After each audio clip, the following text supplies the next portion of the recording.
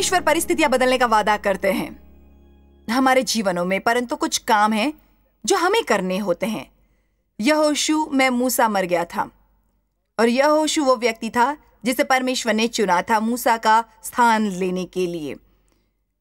मुझे वो पसंद है जो बाइबल में लिखा है, वो ये है कि परमेश्वर ने कहा यहोशू को, मूसा मर गया है, अब तू उठ और इस सारी प्रजा को यरदन के पार ले जा।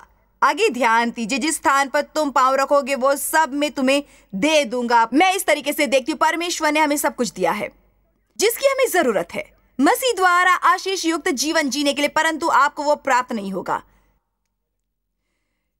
यदि आप बैठकर बुदबुदाते रहेंगे और कहेंगे कुछ तो बदलना चाहिए।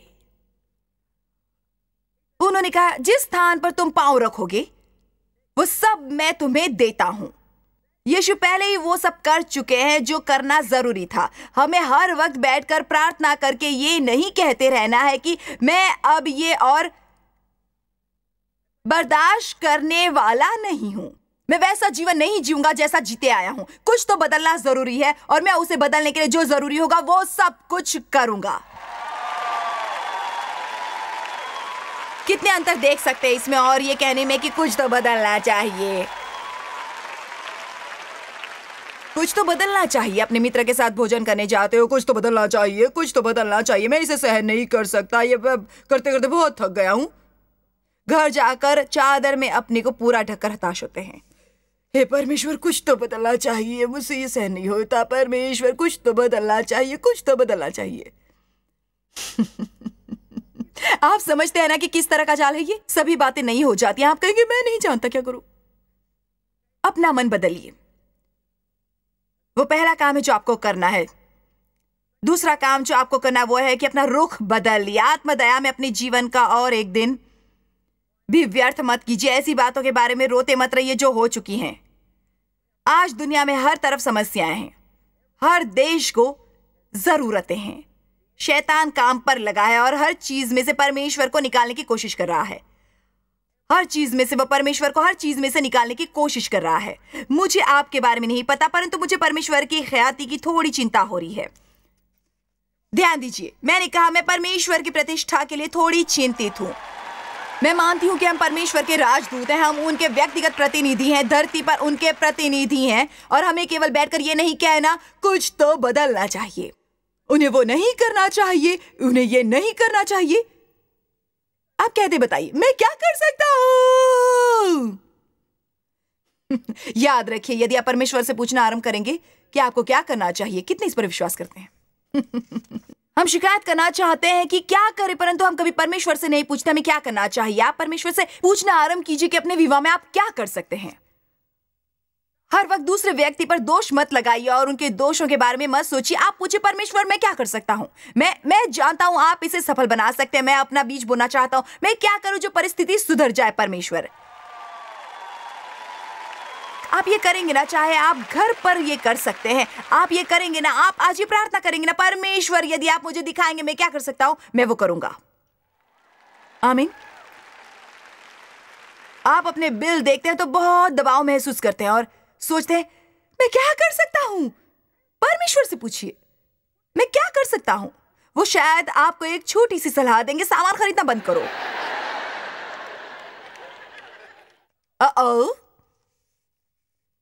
चलिए आगे बढ़े। मुझे यशायाह 60:1 पसंद है। उठ उन दुखों और निराशा में से जिसमें परिस्थितियों ने तुझे रखा है, उठ प्रकाशमान हो, क्योंकि तेरा प्रकाश आ गया है और यहोवा का तेज तेरे ऊपर उदय हुआ है। आपको उठने का तात्पर्य पता है? उठ जा और कुछ कर। कहीं बैठकर पसारे की ओर देखते मत रहिए। मुझे सब बर्तन धोने हैं, कपड़ों का ढेर धोना है, घर बुरे हाल में है, बच्चे बिगड़ गए हैं, विवाह का बुरा हाल है, मेरा बुरा हाल है, मैं बहुत मोटा हो गया हूं, मुझे अच्छा नहीं महसूस होता। परमेश्वर आपको कुछ करना चाहिए। मैं बहुत आनंद उठा रही हूं। हाँ, हम कहते परमेश्वर आपको कुछ करना चाहिए। जब हम पर 11 सितंबर को हमला हुआ था, टीवी पर एक बहुत प्रख्यात होस्ट ने पूछा था, बताइए परमेश्वर कहाँ थे 11 सितंबर को? डेव ने कहा, वहीं जहां आपने उन्हें रखा है, हर चीज से बाहर। दरअसल हम परमेश्वर को नजरअंदाज करना चाहते हैं, परंतु कोई कष्ट होने पर हम जानना चाहते परमेश्वर कहां है। आमीन। ऐसे बहुत से काम है जो मैं नहीं कर सकती। मैं अपने जीवन में अक्सर ये बहाना बनाती हूं, मुझे समझ आए कि चमत्कार उन कामों में होते हैं जो हम कर सकते हैं। मेरी बात अभी खत्म नहीं हुई, क्योंकि अभी आप समझे नहीं है। यदि आप वो करेंगे जो कर सकते हैं, प्रार्थना करके परमेश्वर से पूछेंगे, मैं अपनी आर्थिक परिस्थिति के बारे में क्या करूं। कहीं बैठकर प्रार्थना मत कीजिए, चमत्कार के लीजिए। चमत्कार बढ़िया होता है, परंतु बहुत बार हम ये मांग रहे होते हैं कि हमें कुछ ना करना पड़े वो समस्या हल करने के लिए जिसमें हमने अपने को फंसाया होता है। अब हम चाहते हैं परमेश्वर आए और सब ठीक ठाक कर दे, ताकि हम एक बार फिर वो सब कर सकें। सही कहा ना? परमेश्वर चाहते हैं हम वो करने की कीमत दे जो हमें करना चाहिए, वो समस्याएं हल करने के लिए जिनमें हमने खुद को फंसाया होता है, क्योंकि जब हम कीमत चुकाते हैं तब इसकी संभावना बहुत कम होती है कि हम दोबारा वो गलती करेंगे। आमीन। एक बार डेव और मुझ पर क्रेडिट कार्ड द्वारा बहुत कर्ज चढ़ गया था। तब हमें समझ आया कि कर्ज से मुक्ति पानी है और क्रेडिट कार्ड का इस्तेमाल करना बंद करना है। केवल जरूरत होने पर करेंगे। और हमें हर महीने के अंत में बिल का भुगतान करना चाहिए। हमें वो वस्तुएं नहीं खरीदनी चाहिए जिसका मूल्य नहीं दे सकते। हमें बहुत साल गुजारने पड़े बुरे हाल में जब हम वो कर्ज चुका रहे थे, परंतु इसका क्या लाभ हुआ? मुझे याद है कि मैंने चमत्कार के लिए प्रार्थना की थी, परंतु वो चमत्कार हुआ नहीं। मुझे अपने कर्ज चुकाने पड़े थे और हमें कुछ चीजों के बगैर रहना पड़ा था। जब हम कर्ज चुका रहे थे, मैंने उससे क्या सीखा? उस दिन से लेकर आज तक हम पर कभी क्रेडिट कार्ड का कर्ज नहीं चढ़ा। जरा सोचिए क्या होता यदि परमेश्वर ने आकर कहा होता, हमने दोबारा अपने पर कर्ज चढ़ा लिया होता। आप में से कुछ लोग सोच रहे हैं कि उनके साथ चमत्कार क्यों नहीं होते। वो परमेश्वर की राह नहीं देख रहे, परमेश्वर उनकी राह देख रहे हैं।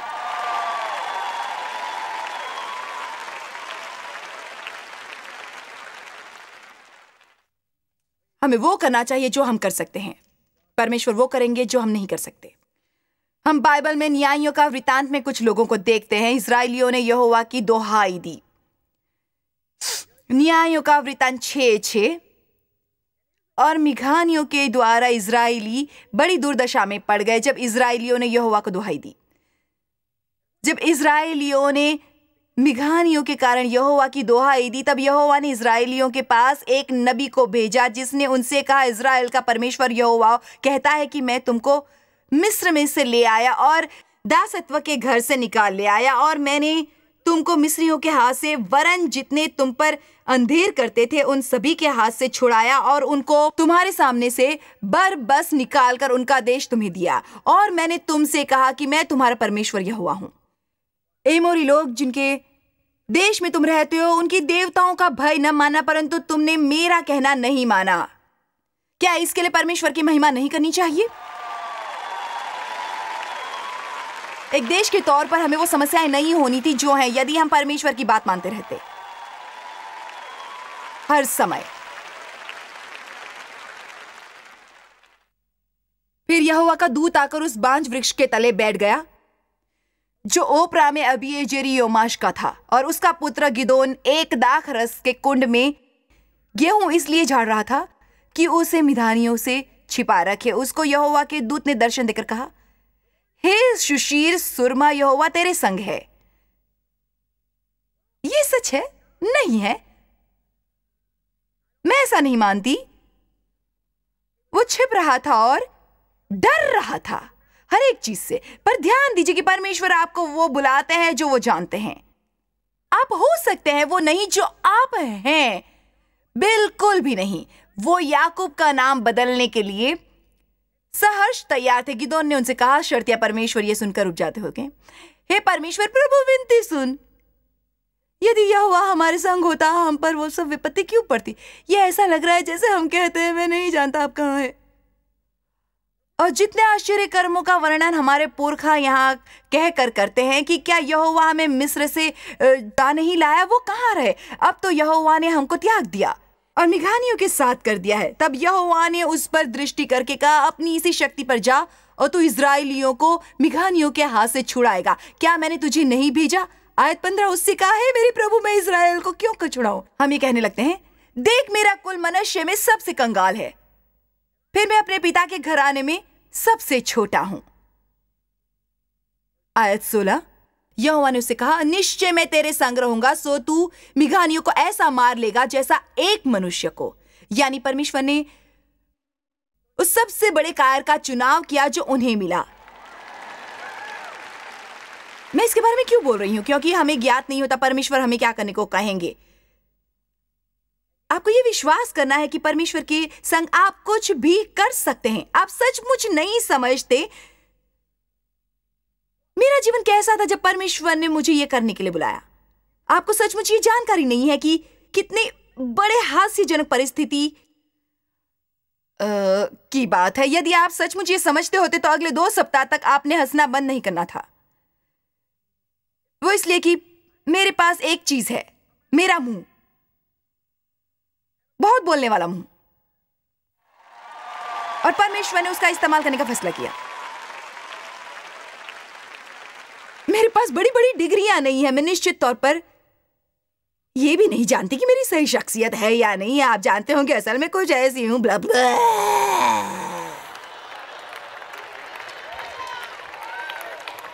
पर मैं इसका जीता जागता सबूत हूं कि परमेश्वर जिसके साथ हो उसे सफल बनाते हैं।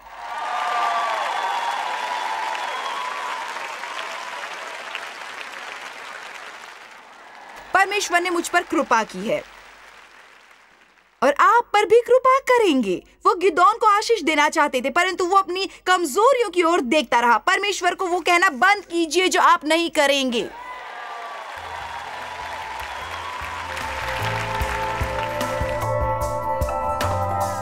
मुझ में बहुत जोश आ रहा है। यदि आप मुझे धक्का देंगे तो मैं इस इमारत के आसपास भागना आरंभ कर दूंगी।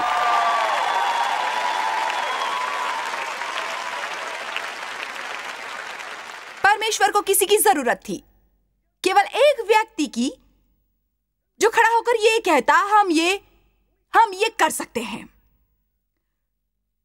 लोगों को मार्गदर्शन की जरूरत थी। आपके बच्चों को मार्गदर्शन की जरूरत है। उन्हें देखने की जरूरत नहीं है आपको हर समय हताशा, उदासी और आत्मदया में डूबे हुए उसके बारे में बोलते जो आप नहीं हैं।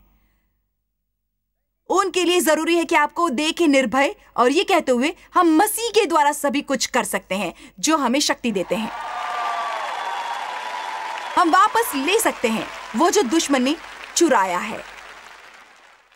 शमूएल को बहुत निराशा हुई थी जब शाऊल असफल हुआ। शमूएल की पहली पुस्तक 16:1 में लिखा है कि शमूएल मातम कर रहा था शाऊल को खोने के कारण। परमेश्वर ने उससे कहा, तू कब तक उसके विषय विलाप करता रहेगा? मैंने एक अन्य मनुष्य को चुना है। जब हम अफसोस कर रहे होते हैं उसके बारे में जो खोया होता है, परमेश्वर के पास पहले ही नई योजना होती है। आपने सुना मुझे, मैंने कहा जब हम अपना अफसोस करते हैं जो गवाया होता है, परमेश्वर के पास पहले एक नई योजना होती है। मैंने कहा जब हम अपना मातम करते हैं जो गवाया होता है, परमेश्वर के पास पहले से एक नई योजना होती है। आप कहेंगे जॉर्ज मैं बहुत हताश हूं क्योंकि मेरी नौकरी छूट गई है। परमेश्वर के पास एक नई योजना है। वो आपको उससे बेहतर नौकरी देना चाहते हैं। अपने मुंह को उनके साथ सहमत करवाइए। हर सुबह उठकर कहिए, परमेश्वर मुझे बेहतर काम दे, परमेश्वर मुझे बेहतर काम दे। ये मत कहिए मैं नहीं जानता मैं क्या करूं, मुझे क्या करना चाहिए। परमेश्वर आपको कुछ करना चाहिए, आपको कुछ करना चाहिए, आपको कुछ करना चाहिए। जब आप वो नौकरी मिलने की राह देख रहे हो, जाकर सफाई कर लीजिए, अपने आंगन की अपनी गाड़ी धोइए, किसी विधवा की मदद कीजिए, उसका सामान भीतर ले जाइए। कुछ न करने की जगह पर ये कीजिए। कुछ न करना दुनिया का सबसे बड़ा श्राप है। राजाओं 2 का वृत्तांत भाग 2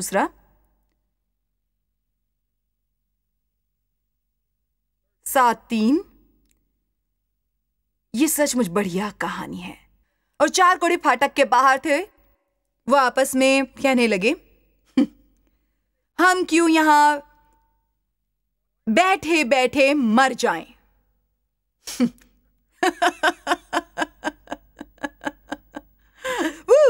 मेरे विचार से आप में से बहुतों को अपने साथ ये बात करने की जरूरत है।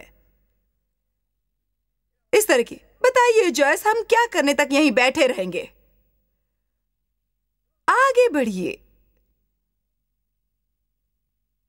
आयत 4, यदि हम कहें कि नगर में जाएं तो, पर शहर में अकाल पड़ा है और हम वहीं मर जाएंगे, तो आओ हम, उन्होंने फैसला किया करने का, एक बेवकूफी का काम जिसकी हम कल्पना भी नहीं कर सकते। उन्होंने फैसला किया कि वो दुश्मन की छावनी में जाएंगे इस आशा में कि उन्हें कुछ खाने को मिलेगा। फिर उन्होंने कहा, यदि वो हमको मार डालें तो हमको मरना ही है। जो हम यहीं बैठे रहे तो भी मारे जाएंगे। यदि हम अपने नगर में जाएंगे तो वहां मर जाएंगे। ये सच है। अच्छा होता है यदि हम कुछ करते हैं, वरना अपना सारा जीवन हम कुछ किए बगैर बैठे बैठे गुजार देते हैं। परमेश्वर ने एक चमत्कार किया। उन्होंने वो किया जो वो कर सकते थे, और परमेश्वर ने वो किया जो वो लोग नहीं कर सकते थे। उन्होंने केवल ये किया कि उठकर आगे बढ़े। अच्छा होगा यदि आप में से कुछ सुबह उठकर कहें,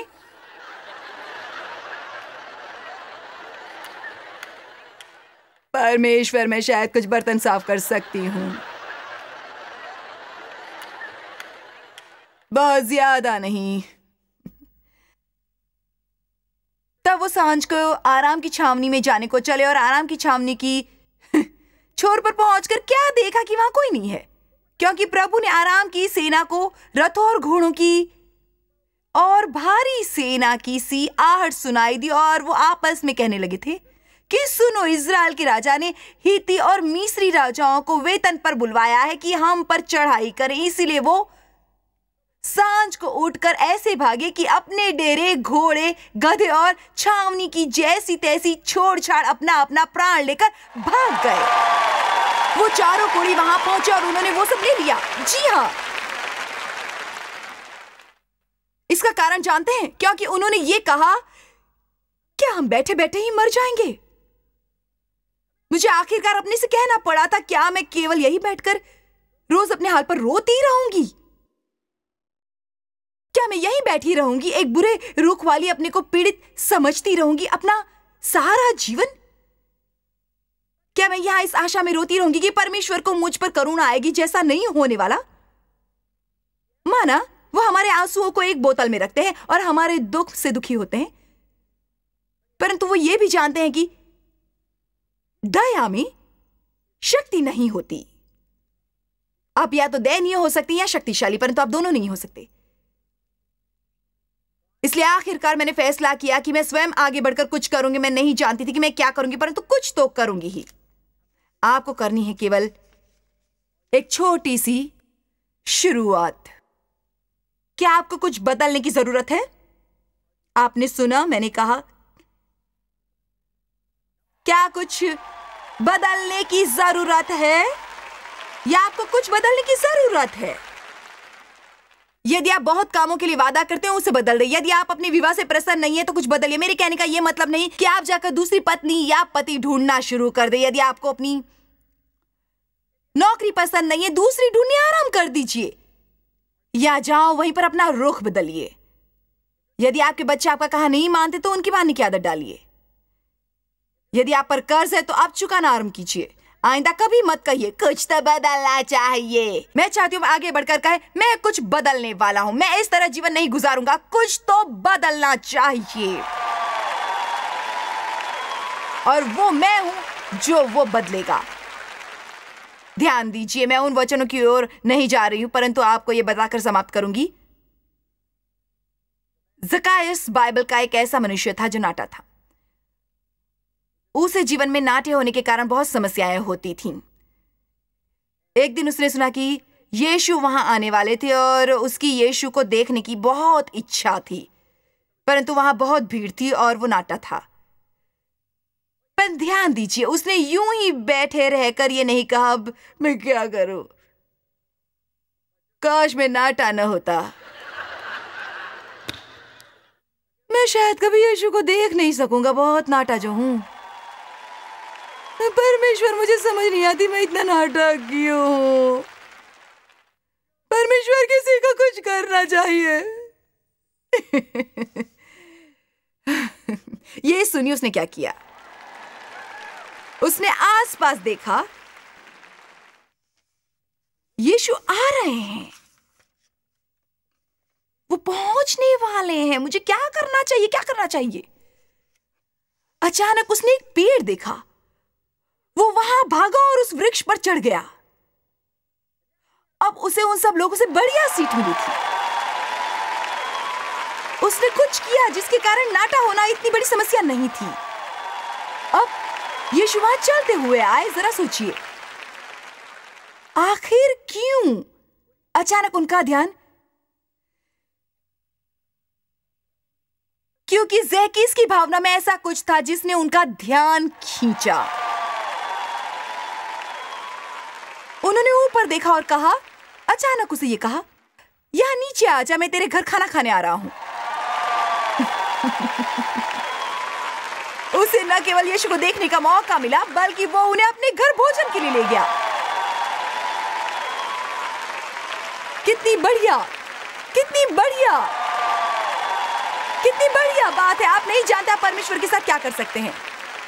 पिछली बातें भुलाइए, वो भुलाइए जो नहीं कर सकते, वो कीजिए जो कर सकते हो। अपनी समस्याओं के लिए रोते रहना बंद करिए और पूछे, परमेश्वर मैं क्या कर सकता हूं, मुझे बताइए मैं क्या कर सकता हूं। यदि किसी वृक्ष पर चढ़ने की जरूरत पड़ेगी, मैं चढ़ने को तैयार हूं।